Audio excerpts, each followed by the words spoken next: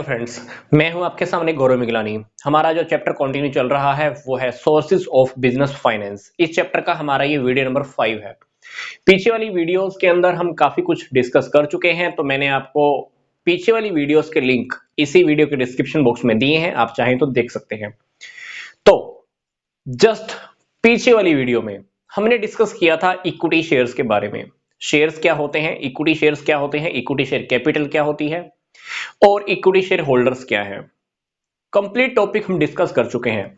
ये वाला टॉपिक आप पीछे वाली वीडियो को देखने के बाद ही देखिएगा, क्योंकि अगर आपने पीछे वाली वीडियो जो कि इक्विटी शेयर होल्डर्स को लेकर है, इक्विटी शेयर कैपिटल को लेकर है, अगर देख लिया है तो ये टॉपिक आपको बहुत जल्दी समझ में आने वाला है। तो आइए अब हम चलते हैं प्रेफरेंस शेयर्स की ओर। प्रेफरेंस शेयर्स रियलिटी में लॉन्ग टर्म फाइनेंस के लिए और मीडियम टर्म फाइनेंस का बहुत अच्छा सोर्स है।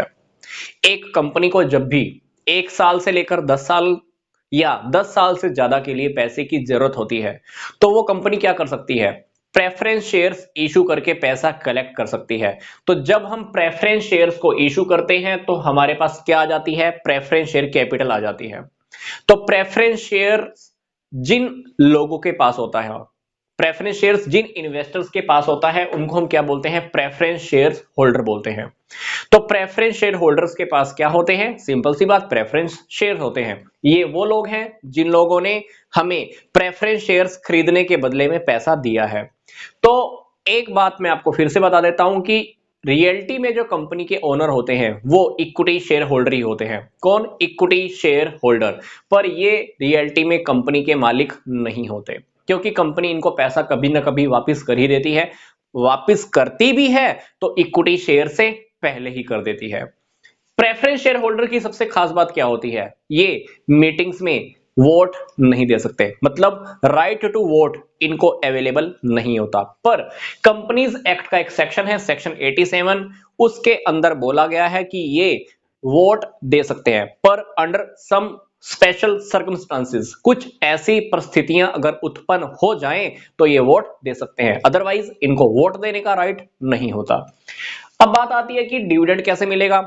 डिविडेंड इनको कितना मिलेगा ये हम इनको पहले ही बता देते हैं। प्रॉफिट में आपको 10% मिलेगा या 12% मिलेगा या 15% प्रॉफिट में से इनको हिस्सा मिलेगा, ये हम इन लोगों को पहले ही से ही बता देते हैं। तो डिविडेंड की रेट इनके लिए फिक्स होती है। जबकि पीछे वाली वीडियो के अंदर हमने क्या डिस्कस किया था कि इक्विटी शेयर होल्डर्स को प्रॉफिट में से कितना हिस्सा मिलने वाला है, कोई फिक्स नहीं होता, पर इनको डेफिनेटली हम पहले से ही बता देते हैं। अब मान लीजिए कंपनी में प्रॉफिट हुआ। कंपनी में प्रॉफिट होने की सिचुएशन में सबसे पहले प्रॉफिट में हिस्सा किसको मिलेगा, प्रेफरेंस शेयर होल्डर को मिलेगा। यस, प्रेफरेंस शेयर्स को सबसे पहले डिविडेंड पे किया जाता है, उसके बाद इक्विटी शेयर होल्डर्स को डिविडेंड दिया जाता है। मैं आपको फिर से क्लियर कर रहा हूं, इन लोगों को डिविडेंड के मामले में, डिविडेंड मिलने के मामले में इक्विटी शेयर होल्डर से पहले प्रेफरेंस होती है। मतलब प्रॉफिट में सबसे पहले हिस्सा किसको मिलता है, प्रेफरेंस शेयर होल्डर्स को, उसके बाद इक्विटी शेयर होल्डर्स को। इसी तरह मान लीजिए कंपनी बंद होने वाली है। कंपनी बंद होने के टाइम पे सबसे पहले पैसा इक्विटी शेयर होल्डर्स और प्रेफरेंस शेयर होल्डर में से सबसे पहले किसको मिलेगा, प्रेफरेंस शेयर होल्डर्स को। कंपनी के बंद होने के टाइम पे पहले पैसा किसको मिलता है, प्रेफरेंस शेयर होल्डर को, देन पैसा वापस दिया जाता है इक्विटी शेयर होल्डर्स को। ये बात मैंने आपको पीछे वाली वीडियो में भी बताई थी। तो आइए अब हम डिस्कस कर लेते हैं कि प्रेफरेंस शेयर्स की कौन कौन सी टाइप्स हैं। 8 छोटी छोटी टाइप्स हैं, मैं आपको बहुत जल्दी से इसे एक्सप्लेन कर देता हूं, ध्यान से देखिएगा। मैंने 4 टाइप्स लिखी है, इसकी अपोजिट वाली मैं आपको एक्सप्लेन कर दूंगा। फर्स्ट देखिए, कन्वर्टेबल प्रेफरेंस शेयर्स।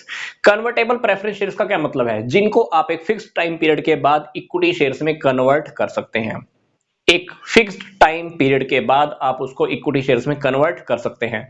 फिर नॉन कन्वर्टेबल प्रेफरेंस शेयर्स क्या होगा, जिनको आप इक्विटी शेयर्स में कन्वर्ट नहीं कर सकते। फिर हमारा है cumulative preference shares. Cumulative preference shares का मतलब क्या होता है कि अगर इनको किसी ईयर में प्रॉफिट में से हिस्सा नहीं मिलता तो इनको प्रॉफिट इकट्ठा होता जाता है। जिस ईयर में कंपनी प्रॉफिट कमाएगी तो उनको क्या होगा, पीछे वाले ईयर्स का भी प्रॉफिट पे कर दिया जाता है।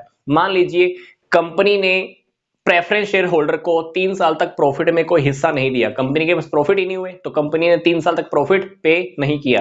अब कंपनी जब 4th ईयर में प्रॉफिट देगी तो पहले इनको पीछे वाले 3 साल का पे करेगी, देन 4th ईयर का। तो अगर इनका प्रॉफिट इकट्ठा होता रहता है तो उसको हम क्या बोलेंगे, क्युमुलेटिव प्रेफरेंस शेयर्स। अगर इनका किसी ईयर के अंदर प्रॉफिट में इनको हिस्सा नहीं मिलता और अगले साल अगर कंपनी ने इनको प्रॉफिट में हिस्सा पे करना है और कंपनी इनको पीछे वाले ईयर का प्रॉफिट वाला बकाया पेंडिंग वाला प्रॉफिट पे नहीं करती तो उसको हम बोलेंगे नॉन क्युमुलेटिव प्रेफरेंस शेयर्स। मतलब अगर कंपनी इनके प्रॉफिट को ऐड करके भी पे कर सकती है तो क्युमुलेटिव प्रेफरेंस शेयर्स, अगर इनका पूरा इकट्ठा होकर कंपनी ने पे नहीं करना तो वो बन गया नॉन क्युमुलेटिव प्रेफरेंस शेयर्स। ये टॉपिक आप बुक में भी एक बार स्टडी कर लीजिएगा, आपको बहुत जल्दी से समझ में आ जाएगा। बात है पार्टिसिपेटिंग प्रेफरेंस शेयर्स। पार्टिसिपेशन का आप मीनिंग देखिए, भागीदारी। रियलिटी में क्या होता है कि कंपनी में जब प्रॉफिट होता है तो कंपनी क्या करती है, प्रॉफिट में से सबसे पहले प्रेफरेंस शेयर होल्डर को प्रॉफिट पे करती है, देन इक्विटी शेयर होल्डर्स को। फिर भी कंपनी के पास अगर कुछ प्रॉफिट रह जाता है तो उस प्रॉफिट में से अगर प्रेफरेंस शेयर होल्डर्स को दोबारा प्रॉफिट मिलता है तो उसको हम बोलेंगे participative. Yes, participating preference shares. बचे हुए प्रॉफिट में से अगर इनको दोबारा प्रॉफिट मिलता है तो पार्टिसिपेटिंग, बचे हुए प्रॉफिट में से अगर इनको दोबारा प्रॉफिट नहीं मिलता तो नॉन पार्टिसिपेटिंग। आगे है रिडीमेबल प्रेफरेंस शेयर्स। अगर कंपनी अपनी लाइफ टाइम खत्म होने से पहले, कंपनी बंद होने से पहले इनको फिक्स टाइम पीरियड के बाद पैसा वापस कर देती है, अगर कंपनी इनको एक फिक्स्ड टाइम पीरियड के बाद पैसा वापस कर देती है तो उसको हम बोलेंगे रिडीमेबल प्रेफरेंस शेयर्स। कंपनी ने इनका पैसा वापस कर दिया एक टाइम पीरियड के बाद। अगर कंपनी इनका पैसा वापस सिर्फ और सिर्फ कब करती है, बंद होने के टाइम पे, तो हम इनको बोलेंगे नॉन रिडीमेबल प्रेफरेंस शेयर्स। क्या, नॉन रिडीमेबल प्रेफरेंस शेयर्स। तो हमने इसकी 8 टाइप्स डिस्कस कर ली हैं, आप चाहें तो एक बार इसको बुक में से स्टडी कर सकते हैं। तो आइए अब हम चलते हैं इसके एडवांटेजेस और डिसएडवांटेजेस की ओर। एडवांटेजेस में सबसे पहले बेनिफिट हमको किसको देखना है, इन्वेस्टर्स को क्या बेनिफिट होता है। सिंपल सी बात है, इनको रेगुलर इनकम होती है। कंपनी को जब जब प्रॉफिट होगा तो कंपनी क्या करती है, सबसे पहले उस प्रॉफिट में से प्रेफरेंस शेयर होल्डर्स को डिविडेंड पे करती है। अब डिविडेंड कितना मिलना है हमने इन लोगों को पहले ही बता रखा होता है, तो डेफिनेटली इनको रेगुलर इनकम होती रहती है। दूसरी बात है कि कंपनी जब बंद होती है तो बंद होने के टाइम पर भी आप पैसा पहले किसको वापस करते हो, प्रेफरेंस शेयर होल्डर्स को पैसा वापस करते हो, तो इनको प्रेफरेंस मिलती है, बंद होने के टाइम पे भी प्रेफरेंस मिलती है। थर्ड पॉइंट है एक्स्ट्रा प्रॉफिट के अंदर भी ये लोग हिस्सा ले लेते हैं। ये वाला टॉपिक मैं आपको भी बता रहा था कि कभी कभी जब एक्स्ट्रा प्रॉफिट होते हैं तो एक्स्ट्रा प्रॉफिट के अंदर इनको दोबारा से हिस्सा दे दिया जाता है, तब भी इनको बेनिफिट होता ही है। फिर हमारा है voting right on the related resolutions. कभी कभी कुछ ऐसे इश्यूज होते हैं जिनकी वजह से इनको नुकसान होने वाला होता है, उस केस के अंदर अगर ये वोट देना चाहें तो वोट दे सकते हैं। ये बात मैंने आपको यहां पे भी बताई थी, कुछ स्पेशल सर्कमस्टांसेस में इनको वोट देने का राइट बिल्कुल है। अब बात करते हैं कि कंपनी को क्या बेनिफिट है। कंपनी को बेनिफिट के अंदर मैनेजमेंट के अंदर ये लोग इंटरफेयर नहीं करते, कुछ स्पेशल सर्कमस्टांसेस के अंदर ये लोग वोट देंगे, अदरवाइज ये मैनेजमेंट के कामों के अंदर टांग नहीं अड़ा सकते। दूसरी बात, लेस बर्डन। अब कंपनी को पता है कि इनको डिविडेंड कितना पे करना है, इसलिए कंपनी को पता रहता है कि हर साल मैंने इनको इतना प्रॉफिट पे करना है, इसलिए कंपनी के ऊपर बर्डन बहुत कम होता है। तीसरी बात, no need of mortgage. Company को इनसे पैसा लेने के बाद इनको कोई भी प्रॉपर्टी गिरवी नहीं रखनी होती, कोई भी एसेट्स हमें इनको गिरवी नहीं रखनी होती, हम इन लोगों से वैसे ही पैसा ले लेते हैं।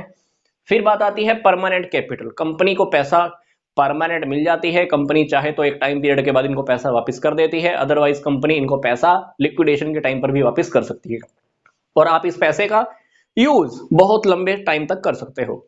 बात आती है flexible capital structure. Flexible capital structure का क्या मतलब है, अगर आपको लगता है कि कभी कैपिटल ज्यादा हो गई तो आप इनको कैपिटल वापस भी कर सकते हो, भाई आप अपना पैसा वापस ले लो और आप हमारे शेयर्स हमको वापस दे दो। फिर बात आती है benefits to equity share holders. अब कंपनी को इनको डिविडेंड कितना पे करना होता है पहले से फिक्स होता है। मान लो कंपनी ने बोला हुआ है कि मैं तुमको 10% डिविडेंड पे करूंगी।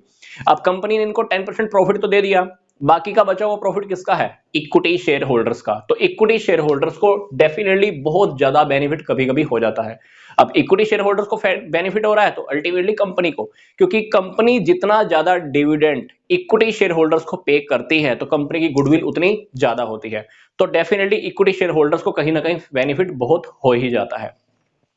अब बात करते हैं, हमारा टॉपिक है डिसएडवांटेजेस का। सबसे पहले देखेंगे कि इन्वेस्टर्स को क्या नुकसान हो रहा है, देन कंपनी को क्या नुकसान हो रहा है। इन्वेस्टर्स का टॉपिक अगर हम देखें तो पहली बात आ रही है नो एक्स्ट्रा प्रॉफिट। अगर मैं पार्टिसिपेटिंग प्रेफरेंस शेयर्स का टॉपिक काट दूं तो इनको एक्स्ट्रा प्रॉफिट के अंदर कोई हिस्सा नहीं मिलता।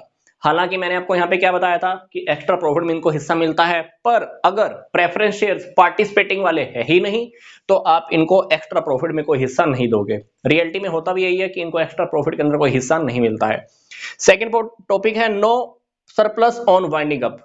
कंपनी अगर बंद हो रही है, बंद होने के टाइम पर कंपनी के पास बहुत ज्यादा प्रॉफिट है तो उस प्रॉफिट के अंदर इनको कोई हिस्सा नहीं मिलता, क्योंकि रियलिटी में कंपनी के मालिक कौन होते हैं? Equity share holders. तो कंपनी के बंद होने के टाइम पर कंपनी को अगर बहुत सारे प्रॉफिट है तो इनको उसमें कोई हिस्सा लेने का हक नहीं होता, क्योंकि कंपनी बाकी बचा हुआ profit definitely equity share holders को ही बांट देती है। फिर मैनेजमेंट की एक्टिविटीज के अंदर ये लोग पार्टिसिपेट नहीं कर सकते। मैंने आपको बताया था कुछ स्पेशल सर्कमस्टांसेस हैं, उसके अंदर ये लोग वोट देना चाहें तो दे सकते हैं, अदरवाइज मैनेजमेंट के कामों में ये लोग टांग नहीं अड़ा सकते। फिर no legal right to get a dividend. इनको रियल्टी के अंदर डिविडेंड को रिसीव करने का कोई लीगल राइट नहीं होता। मान लीजिए कंपनी ने किसी ईयर में प्रॉफिट नहीं कमाया, इनको डिविडेंड नहीं दे पाए, तो ये लोग कंपनी के ऊपर केस नहीं कर सकते। यस, प्रेफरेंस शेयर होल्डर्स को कोई लीगल राइट नहीं होता, ये कंपनी के अगेंस्ट केस नहीं ठोक सकते। फिर बात करते हैं कि कंपनी को क्या नुकसान है प्रेफरेंस शेयर्स की वजह से। पहली बात, फिक्स्ड बर्डन। कंपनी को हर साल इनको प्रेफरेंस शेयर्स के ऊपर डिविडेंड तो पे करना ही होता है, कितना पे करना है कंपनी को पता है, इसलिए ये कंपनी के ऊपर एक फिक्स्ड बर्डन होता है। दूसरी बात, टैक्स का एडवांटेजेस भी नहीं मिलता, क्योंकि ये बात मैंने आपको पीछे वाली वीडियो में बताया था। कंपनी को जब जब प्रॉफिट होते हैं तो कंपनी क्या करती है, उसमें से पहले इंटरेस्ट पे करती है, देन टैक्स पे करती है, देन उस टैक्स को पे करने के बाद कंपनी क्या पे करती है, डिविडेंड पे करती है। तो डिविडेंड को पे करने से पहले कंपनी डेफिनेटली टैक्स पे कर चुके हैं, तो टैक्स का बेनिफिट तो मिल ही नहीं रहा, क्योंकि टैक्स तो आप पहले ही पे कर चुके हो। तो डिविडेंड पे करने के केस के अंदर आपको टैक्स का बेनिफिट नहीं मिलता। फिर बात आती है dissatisfaction of the equity share holders. ये बात भी मैंने आपको पहले भी बताई है, पीछे वाली वीडियो में भी बताई है। जब जब प्रॉफिट होता है तो कंपनी प्रॉफिट में से पहले इंटरेस्ट पे करती है, देन टैक्स पे करती है, देन बचता है प्रॉफिट। उस प्रॉफिट में से भी डिविडेंड अगर कंपनी ने पे कर रहा है तो डिविडेंड सबसे पहले कंपनी किसको पे करेगी, प्रेफरेंस शेयर होल्डर को, देन बचा तो फिर किसको पे करेगी, इक्विटी शेयर होल्डर्स को। तो इक्विटी शेयर होल्डर्स के मन में हमेशा ये बात रहती है कि आप प्रेफरेंस शेयर होल्डर्स को पहले प्रॉफिट पे कर देते हो, उनको पहले प्रेफरेंस दी जाती है।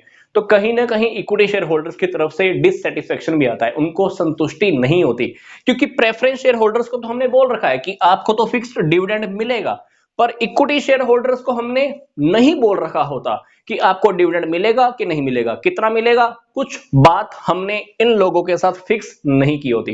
तो कहीं ना कहीं इक्विटी शेयर होल्डर्स के मन में असंतुष्टि रहती है, डिससैटिस्फैक्शन रहता है, मतलब वो लोग सेटिस्फाई कभी नहीं रहते हैं। तो ये था हमारा कंप्लीट टॉपिक, जिसके अंदर हमने डिस्कस कर लिया है प्रेफरेंस शेयर्स के बारे में। तो अब हम इस चैप्टर को नेक्स्ट वीडियो में आगे और कंटिन्यू करेंगे। तो यहां तक का वीडियो देखने के लिए आपका धन्यवाद।